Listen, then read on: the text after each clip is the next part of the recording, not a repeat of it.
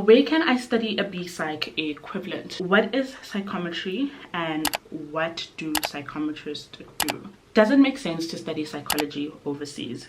What is the difference between social work and psychology? What tips would you give somebody who wants to study psychology? Hello everybody, welcome to speakvotomi. This is part 2 of the psychology FAQ. Enjoy. Where can I study a B-Psych equivalent? So you can do a B-Psych equivalent at one of these 3 institutions: SACAP, Cornerstone, or UKZN. So remember, B-Psych equivalent is a 18-month post-grad degree that allows you to become a registered counselor. However, there is also a B-Psych equivalent in psychometry, and that you can do at Stellenbosch, you can do it at UJ, or you can do it at Nelson Mandela University. What is psychometry and what do psychometrists do? So in order to become a psychometrist, that's where you would study the B-Psych equivalent in psychometry. That would be after you have completed your undergrad in psychology as well as your honors in psychology. Psychometrists are psychology professionals within the field that work on doing different tests, psychology related tests, in order to gather information about a group, a community, an individual that would help them either with a diagnosis or treatment plan.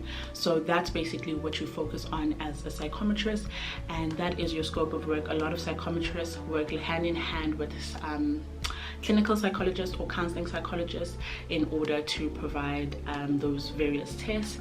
I know a psychometrist that works alongside a neuropsychologist so that they can, run those tests to see the function of somebody's brain, pre-accidents versus post-accidents and so forth, and to see how it has affected their personality and so forth. So it's like a scientific way of testing the psychological part of things, if that makes sense. Does it make sense to study psychology overseas, considering that your master's intake in South Africa is difficult to get into?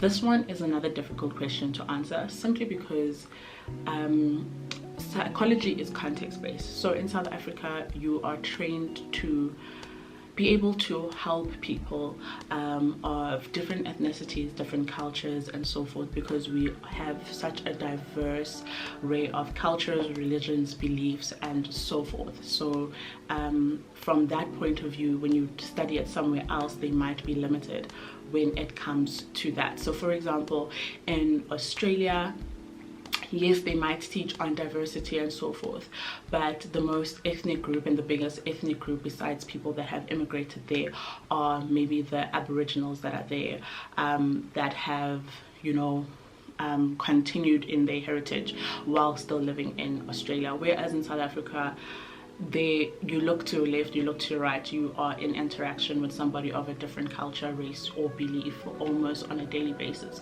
So that's one of the things. But also overseas, most of the time you need a PhD to be able to practice as a psychologist.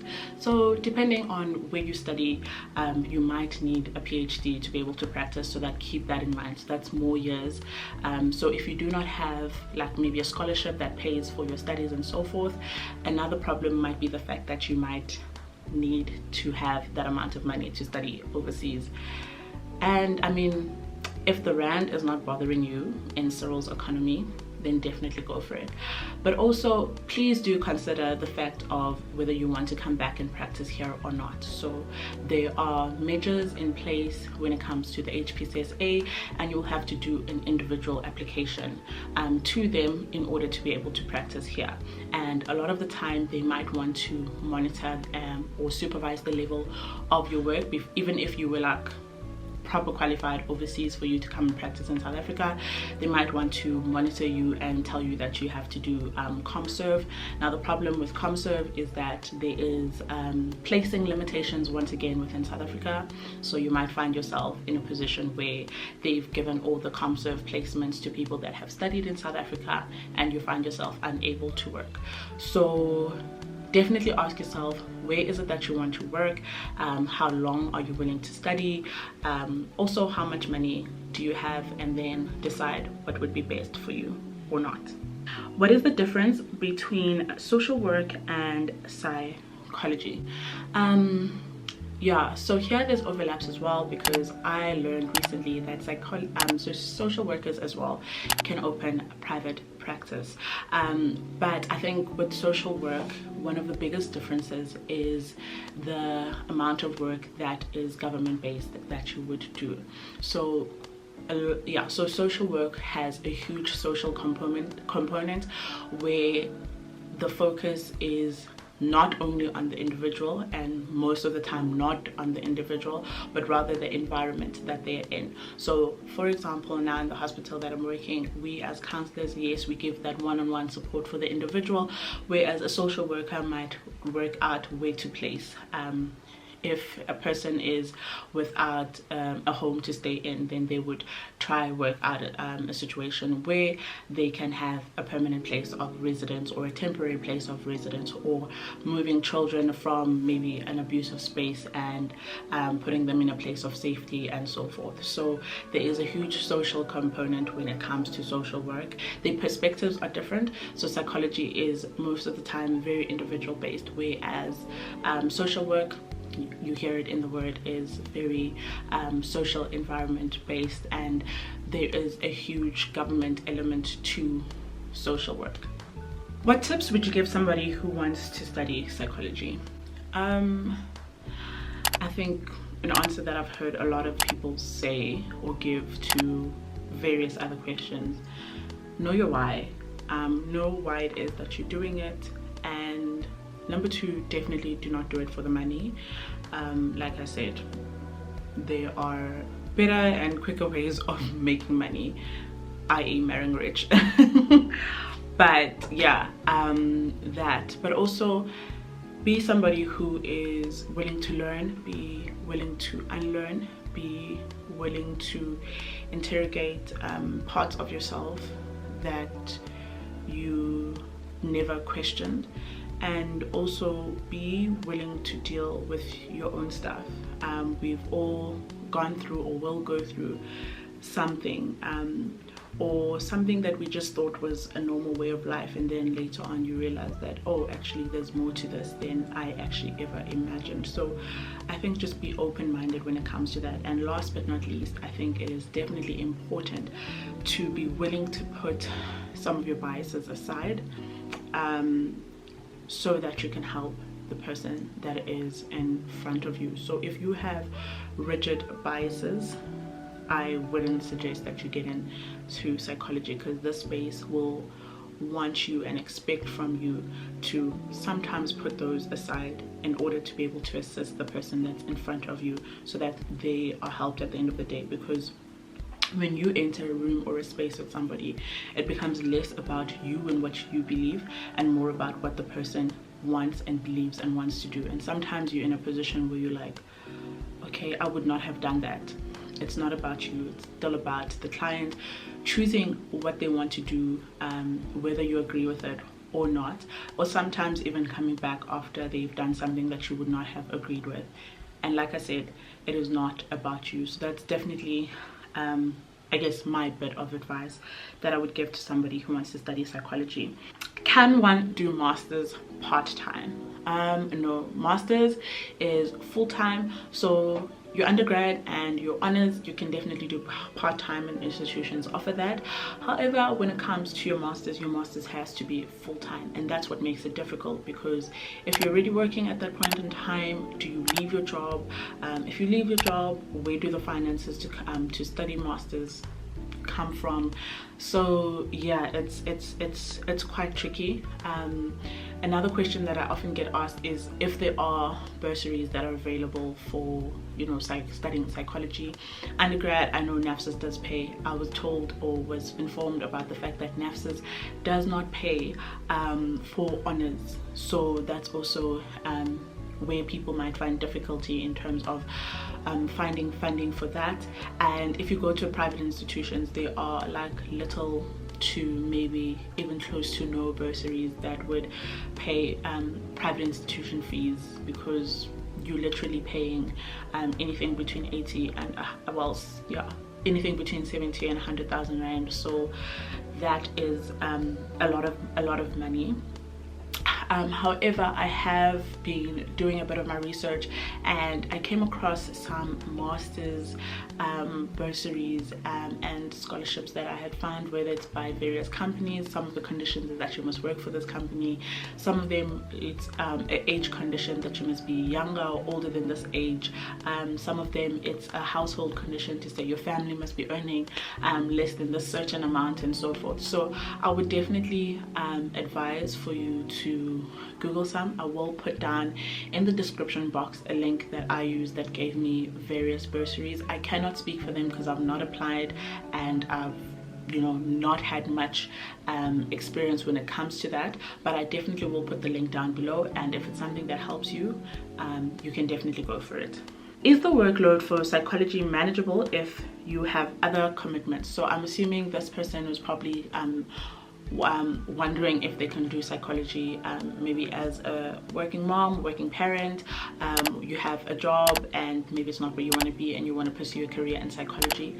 Part-time, I definitely feel that it is manageable. I would even go as far as saying maybe you can do it full-time, in that maybe you have a job that is a bit flexible. So for example, when I was at SACAP, we would have 3 2-hour classes a week, and there were two working moms that were there. One mom worked from home, so she was able to manage, in terms of attending classes, and the other lady, I think she worked part-time with her husband in business, so she was also able to attend the classes in person. And when it comes to the assignments, it's basically about time management. Your time management has to be proper. I was a procrastinator last year, so I found myself doing almost everything at the last minute.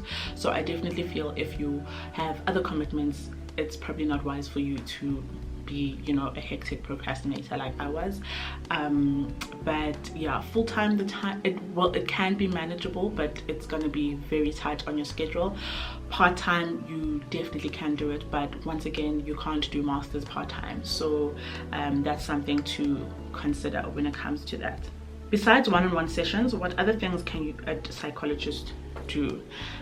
This is a great question, simply because the media has given off what they think a psychologist is or does, and people basically run with that when they want to become psychologists. Meanwhile, they have very little about what psychologists actually do. So there are so many things that psychologists can do, from teaching and lecturing at universities. If you go into educational psychology, then you would be a psychologist for the school environment, or a primary, or sometimes even a high school environment. You can do tests and programs, so employee wellness programs. You can do psychometric tests for companies. You can do team building programs, and where you create your own team building program and basically start it off to a company. I actually know somebody that has been able to do that and formulate that. You are able to do group counseling sessions. You are able to a lot of people start like wellness businesses where they educate certain people, or they go into the private side of things where you become like a private psychology speaker. You can become an author, you can become an academic in terms of research. You can do a whole lot of things, especially once you have been established. In the beginning, you basically do whatever you're told or expected from you in your internship years and in your ComServe if you do clinical psychology. But once you've gained experiences and are more established, I'm sure you'll be able to identify more opportunities for you to do things in and to work in. What characteristics do you recommend a future psychologist has? This I'm answering from my personal opinion. I would recommend that you are a person that is teachable. So if you're resistant to correction or don't like being corrected or guided, then yeah, I think you might find it a bit difficult here. I think you must be a person who actually believes in what you are doing, because a lot of the time it is so difficult to even get people to use your services as a psychologist, because people don't want to speak or seek help. So if you yourself do not believe in maybe going to therapy or something like that, that would definitely be a red flag, because you're expecting people to come to you.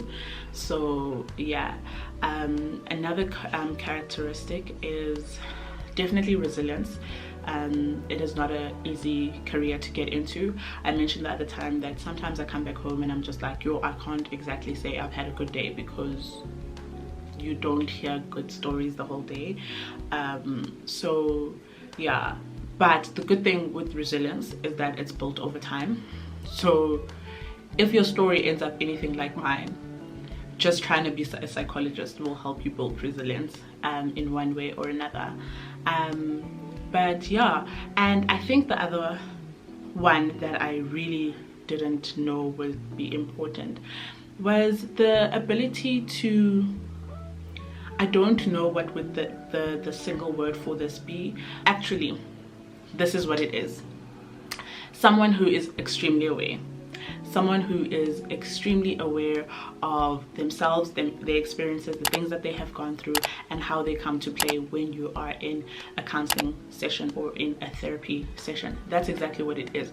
Because if you are now aware, okay, I've had the same situation, I can't just assume that this person's situation was the same as mine. You're already aware that, okay, even when I listen to the story, I shouldn't be projecting from what I've been or what I've experienced. So yeah, definitely somebody who is self-aware. Self-aware is something that can be learned, can be grown over time, can be trained, and can be bettered. So I really hope that I have answered that question. Like I mentioned, if there are any other questions, you can definitely drop them in the comment section down below. You can hit me up on Instagram, give me a DM, and I'll either, like I said, direct you to a video or answer your question over there. But I am really passionate about psychology, and I really have enjoyed sharing what I do share on my YouTube channel. But nonetheless, have yourself a fantastic whatever day of the week it is. Bye.